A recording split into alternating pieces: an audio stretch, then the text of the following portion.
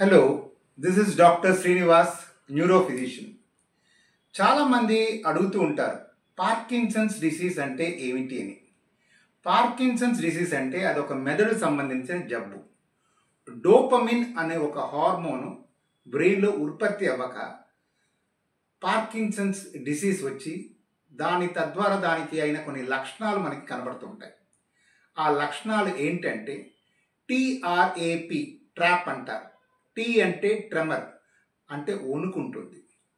R అంటే rigidity అంటే చేతి కాలు స్టిఫ్గా అయిపోతుంది.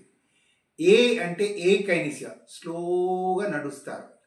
P అంటే పోస్చరల్ డిస్టర్బెన్సెస్ అంటే వాళ్ళు మళ్ళా ఫైన్ అడ్జస్ట్మెంట్ చేసి కూర్చోలేరు, ఒక రోబోలో వచ్చి అలా కూర్చుంటారు. సో ఈ లక్షణాలన్నీ ఉంటే దాన్ని పార్కిన్సన్స్ అంటాం. మెయిన్గా వణుకుంటుంది, ట్రెమర్ ఉంటుంది.